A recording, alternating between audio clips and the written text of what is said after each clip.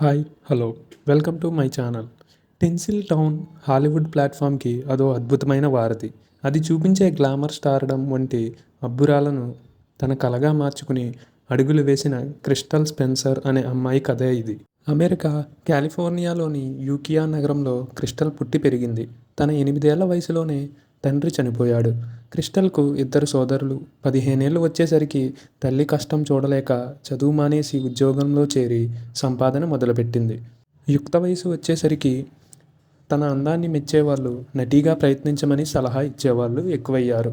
దాంతో tensile town ఆహ్వానాలను నమ్మి తన ప్రతిభను నిరూపించుకోవడానికి లాస్ ఏంజల్స్కు చేరింది.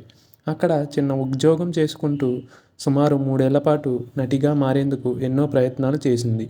ఇంతలో ఉద్యోగం పోయింది. ఆర్థిక ఇబ్బందులు పెరగడంతో అయిష్టంగానే విమానాశ్రయంలోని వైల్డ్ గూస్ నెట్ క్లబ్లో డాన్సర్గా చేరింది.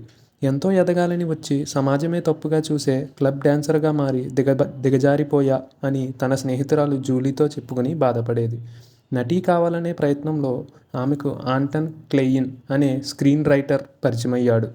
క్రిస్టల్ అందానికి, ప్రతిభకు ప్రత్యేక గుర్తింపునిచ్చిన ఆంటన్ ఆమె ఎప్పటికైనా మంచి నటి అవుతుందని నమ్మాడు. నాటి నుంచి ఆమె అడుగులకు అతడు బాటలు వేయడం మొదలుపెట్టాడు. ఆర్ట్ గ్యాలరీలు, మ్యూజియంలు ఇలా ప్రతి చోటికి వెంట తీసుకెళ్లేవాడు. కచేరీల్లో తనకున్న పరిచయాలను ఆమెకు అవకాశాలుగా మార్చడానికి ప్రయత్నించాడు. క్రమంగా వారి బంధం ప్రేమ, పెళ్లి అనే రెక్కలు తొడిగింది. నేను ఒక క్లబ్ డాన్సర్ని అనే నిజం అతడికి చెప్పలేకపోతున్నా. చెబితే నన్ను చిన్నచూపు చూస్తాడేమో అని జూలీ ముందు క్రిస్టల్ ఏడ్చింది.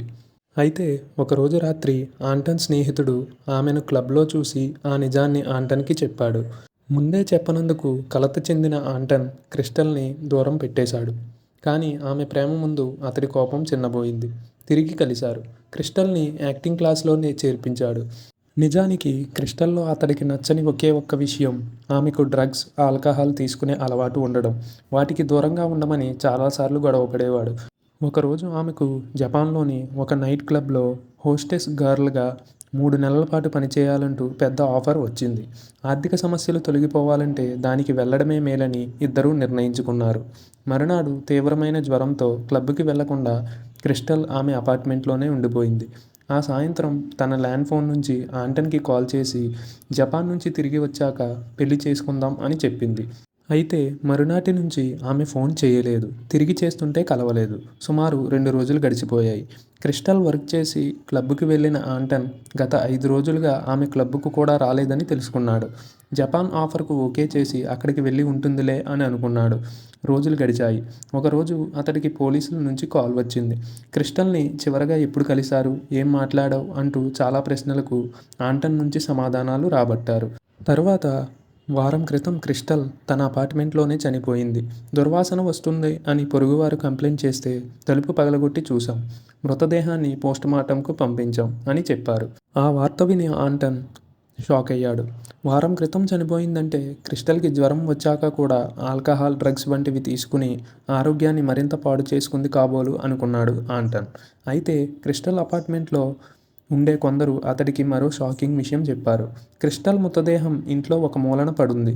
ఆమె నడుముకు టెలిఫోన్ వైర్తో కట్టి అర్ధనగ్నంగా ఉంది అని చెప్పడంతో ఆంటన్ తెల్లబోయి చూశాడు. వెంటనే పోస్టుమార్టం రిపోర్ట్ చూశాడు. అది మరింత షాక్గా గురిచేసింది. ఎందుకంటే హైట్, వెయిట్ దగ్గర నుంచి చాలా విషయాలు క్రిస్టల్ని పోలిలేవు. బాడీ బాగా కుళ్ళిపోవడంతో మరణానికి కారణం తెలియదని డాక్టర్స్ తేల్చేశారు. క్రిస్టల్ పక్క అపార్ట్మెంట్లో ఉండే ఒక జంట మరో నిజం చెప్పింది.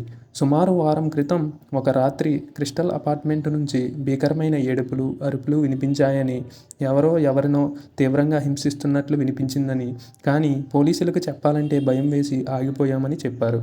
అంటే ఆ రోజు దాడి జరిగింది క్రిస్టల్ పైనేనా, లేదంటే క్రిస్టల్ను ఎత్తుకెళ్లి మరో అమ్మాయి మృతదేహాన్ని అక్కడ పెట్టారా అనేది ఆంటన్కు అర్థం కాలేదు. కనీసం క్రిస్టల్ మృతదేహాన్ని అప్పగించాలని అధికారుల చుట్టూ ఎంత తిరిగినా ఏవేవో కారణాలు చెప్పి మృతదేహాన్ని అప్పగించలేదు. అసలు జపాన్ ఆఫర్ కూడా ఆమెను కిడ్నాప్ చేసే కుట్రలో భాగమా అనే అనుమానం ఆంటన్కి వచ్చింది. 1988 మే 4న క్రిస్టల్ జ్వరం వచ్చి ఆంటన్కు కలవకుండా క్లబ్కి వెళ్లకుండా అపార్ట్మెంట్లోనే ఉండిపోయింది. మే 13న మృతదేహాన్ని పోలీసులు స్వాధీనం చేసుకున్నారు. ఆ కేసుపై ఆంటన్ ప్రయత్నాలు తీవ్రం కావడంతో ఒకరోజు అతడికి ఒక బెదిరింపు కాల్ వచ్చింది. కొన్నిసార్లు చెడిపోయిన అమ్మాయిలకు చెడు జరుగుతుంటుంది. అలాంటి వాటిని పట్టించుకుంటే మనం ప్రమాదంలో పడతాం అనే సారాంశంతో ఫోన్ కట్ అయ్యింది.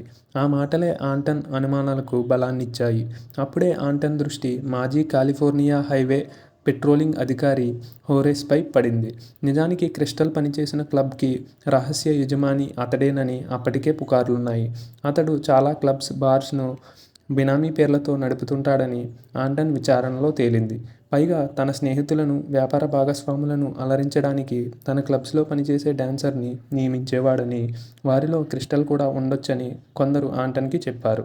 మరోవైపు మెక్కెన్నాకి ఇంగ్లీవుడ్లోని ఒక గిడ్డంగిలో రహస్యంగా కెసినో కూడా ఉందని, డ్యూటీలో భాగంగా క్రిస్టల్ ఒకసారి అక్కడికి వెళ్ళిందని, ఆ తర్వాత ఆ అనధికారిక స్థావరం గురించి పోలీసులకు సమాచారం ఇవ్వడం వల్లే క్రిస్టల్ని మెకెన్నా చంపి ఉంటాడని మరికొందరు చెప్పారు.